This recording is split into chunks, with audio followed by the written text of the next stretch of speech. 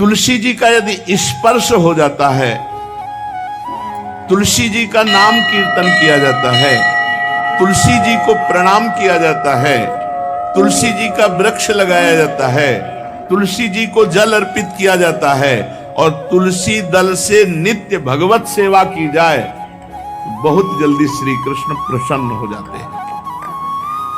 प्रतिदिन जो तुलसी जी की भक्ति करता है, तुलसी का पौधा रोप करके तुलसी जी का सिंचन करना, तुलसी जी को तिलक लगाना, तुलसी जी को माला पहनाना, तुलसी जी की परिक्रमा करना, तुलसी जी को प्रणाम करना, वो कोटि सहस्त्र युगों तक ऐसा महान सुकृत होता है कि भगवान श्री कृष्ण के नित्य समीप रहता है जो तुलसी जी की सेवा करता है। जब तक मनुष्य की लगाई हुई तुलसी की शाखा प्रशाखा बीज पुष्प सुंदर दल से तुलसी जी सुशोभित होती है, तब तक हजारों कल्पों में श्री हरिधाम में रहते हुए उसका कभी पुण्य नष्ट नहीं होता। जैसे एक दिन 1000 कल्प, 2 दिन 2000 कल्प, वो भगवान के नित्य धाम में महान सुकृत के बल से भगवत धाम में रहेगा, जो तुलसी जी का पक्का मान लीजिए। जब स्वयं में से तो तुलसी जी रोपण करके तुलसी जी का एक वन लगाया और रोज नवीन नवीन मंजरी तुलसी दल लेकर प्रभु के चरणों में, कहीं न कहीं तुलसी जी की कृपा हुई। वृंदावन, ये वृंदा अधिष्ठात्री देवी वृंदावन की है, इनकी कृपा के बिना।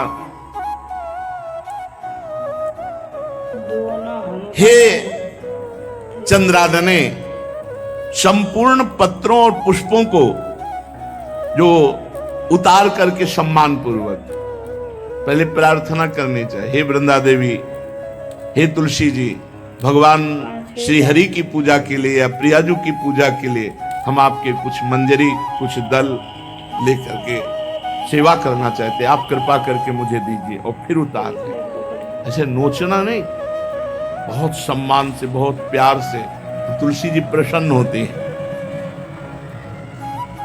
जो मनुष्य तुलसी दल से श्री हरि की पूजा करता है, कोई भी पाप उसका स्पर्श नहीं कर सकता।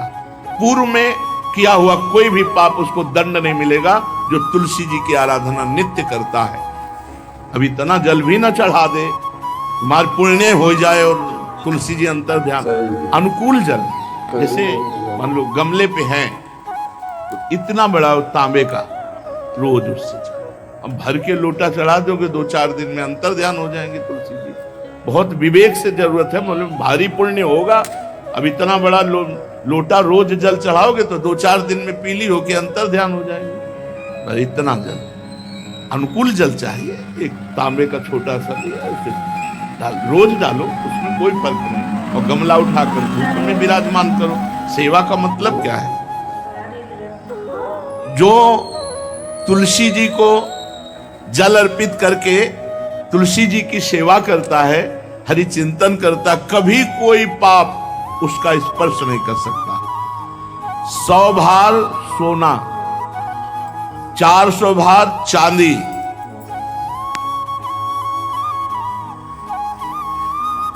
का जो दान करने का फल होता है, वो एक तुलसी दल उतार, जो अपने द्वारा लगाई हुई तुलसी दल, वो हरि के चरणों में अर्पित करो। ये 100 भार सोना और चांदी बराबरी नहीं हो सकती।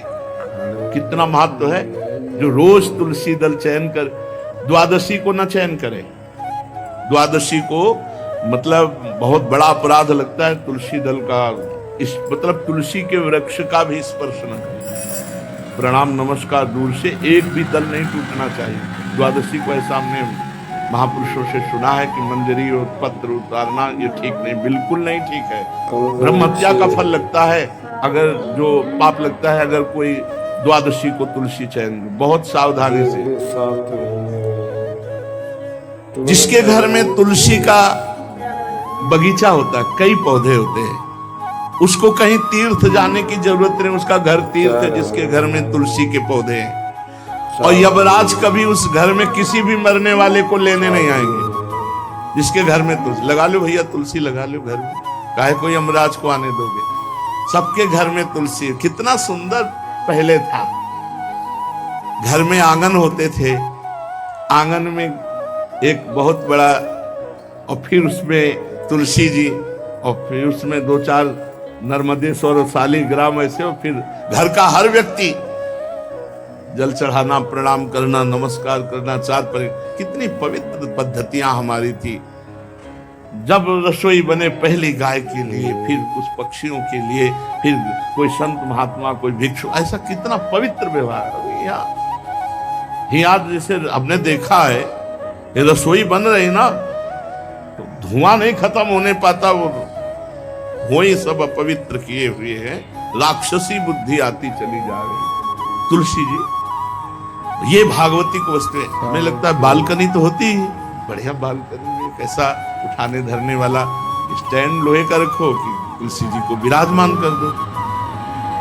जिसके घर में तुलसी जी विराजमान होती, उसके घर में यमराज कभी नहीं जाते। जो तुलसी जी का सेवन करता है, उसकी सारी कामनाएं तुलसी जी पूर्ण कर देती है। तुलसी जी को लगाना, तुलसी जी का पालन करना, तुलसी जी को सिंचन करना, तुलसी जी का दर्शन करना, तुलसी जी का स्पर्श करना, मनुष्य के द्वारा जो मन, वाणी और शरीर से पाप हो गए, सबको तुलसी महारानी क्षमा कर देती है, दग्ध कर देती है। पुष्कर आदि तीर्थ, गंगा आदि परम पावन नदियां, ये सब जो स्नान आदि, अवगाहन आदि करने का फल देते हैं, वो केवल तुलसी जी घर में विराजमान है, उसको फल मिल जाएगा। कितने बढ़िया। जो तुलसी जी की नवीन मंजरी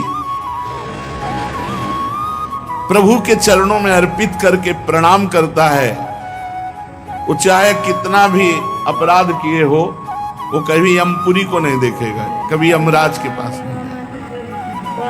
जो मनुष्य तुलसी काष्ठ का घिसा हुआ चंदन लगाता है, उसके सारे संचित भस्म हो जाते हैं, और क्रियमाण जो वर्तमान, वो कभी उसको बांध नहीं सकते। तुलसी जी का काष्ठ का घिसा हुआ चंदन। जिसके घर में तुलसी की छाया होती है, वहां पितरों को अपने आप कल्याण प्राप्त हो जाता है। जो श्राद्ध करने से लाभ मिलता है पितरों को, घर में तुलसी लगा के, जो तुलसी की छाया, बड़ा वृक्ष, पितरों को तृप्ति मिलती है।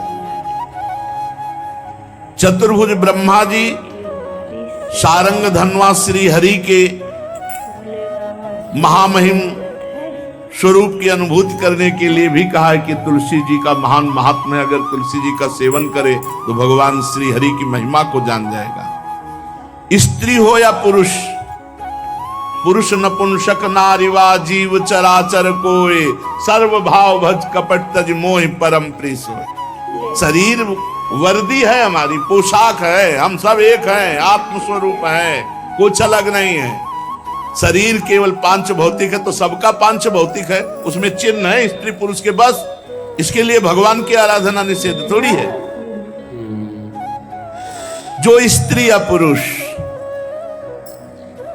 श्री तुलसी जी के काष्ठ के मन के बनाकर, जैसे छोटी कंठी या बड़ी माला धारण करता है, श्री कृष्ण उसके बस में हो जाते हैं। यह है तुलसी जी की महिमा।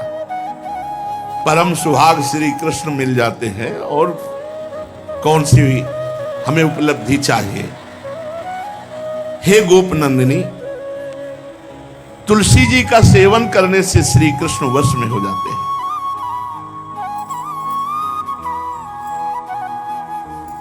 जो तुलसी की माला से नाम जप करता है, काउंटर वाली बात तो स्मृति के लिए पढ़ाई है, हम निषेध नहीं करते, नहीं बहुतों के भजन बंद हो जाएंगे, पर हम इतनी महिमा जरूर बता देते हैं कि तुलसी माला से जो नाम जप किया जाता है, उससे आध्यात्मिक सिद्धि बहुत जल्दी होती है।